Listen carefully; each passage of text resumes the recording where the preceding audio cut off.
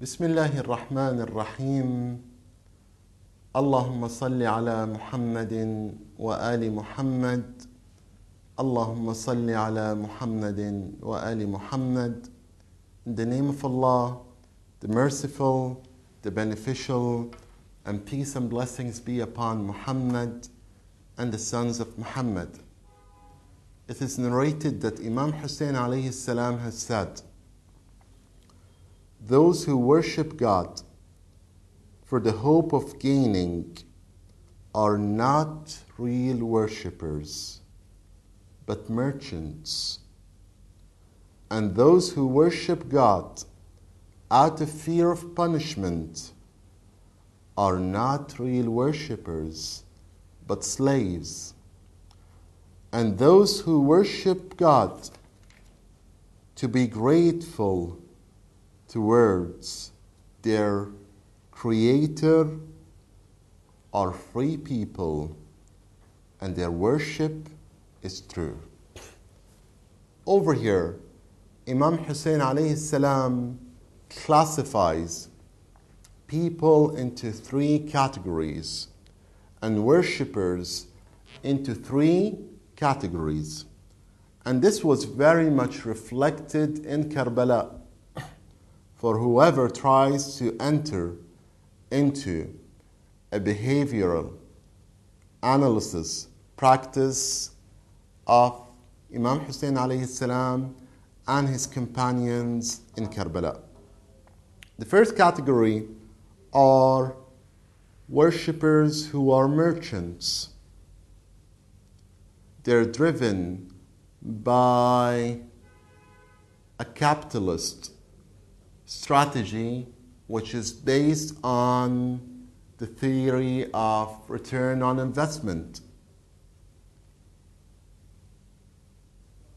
What merchants usually do is they invest money, invest time, invest knowledge, invest efforts, and look for a return on their investment.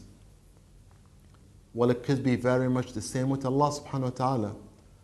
I worship Allah, I obey Allah, but my obedience and my worship is not driven by love.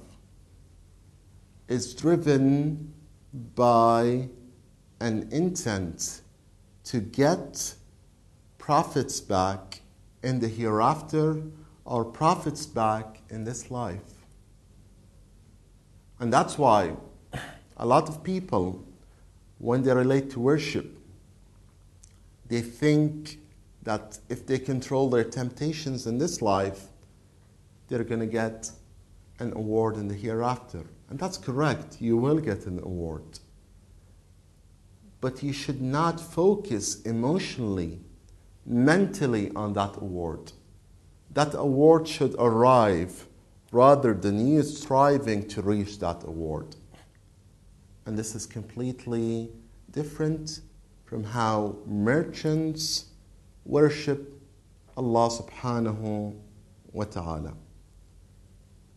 A very lovely letter written by a scholar to his son.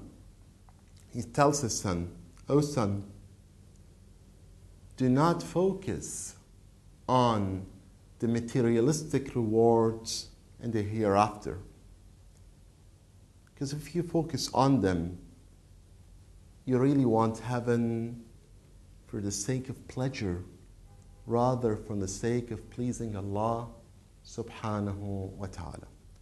So the first level of worshippers is worshippers who are merchants. The second level of worship and worshippers are worshippers who are slaves. They fear punishment. A lot of us, unfortunately, fear Allah subhanahu wa ta'ala because of His punishment, and did not fear Him because of His gifts, His rewards, His love, His support, His nourishment, His kindness, His mercy, and all His other attributes. A key factor in analyzing this behavior is to look at yourself. Do you leave the haram, the forbidden, because you fear the punishment? Or do you leave it because you're shy from Allah subhanahu wa ta'ala? After all His gifts, after all His rewards, after His support, His nourishment, His kindness, His passion, after all of that, in return, you commit sins again. You break His rules. You don't abide by His laws. You don't respect His regulations. So therefore, the second level of worshippers are worshippers who fear punishment. Fear punishment. And this might be a good strategy for us. Why? Because in many circumstances, we do not abide by laws if there's no punishment. A friend of mine once flew to a country, and taxi drivers in that country were known to not abide by the laws. There was no law at all. You enter into the taxi, and he could tell you $10, $5, or $50. The country implemented a new traffic law and a new law on taxis as well, which enforces them to abide by meter charges which are placed in their taxis and governed by traffic control. Whoever doesn't abide by opening the meter when the car is moving is charged a fine and punished with a fine of $5,000. All of a sudden, the taxi drivers, which were known to be unfair, unclear, all of a sudden, all of them feared the punishment and abided by the law. So this is the second level of worship. The third level of worship is the worship which was clearly demonstrated in Karbala'a, in the actions, behaviors, spoken words of Ahlul Bayt alayhim as-salam, Imam Hussein alayhi salam, and his loyal companions. Let's look at the saying of Imam Hussein. He says, those who worship God, to be grateful towards their Creator are free people. They chose to worship Allah. They chose to worship Allah. Nothing controls them.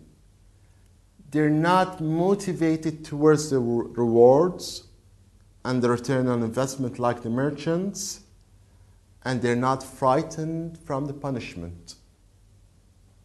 They made a choice to worship Allah subhanahu wa ta'ala. The loyal companions of Imam Hussein made that choice.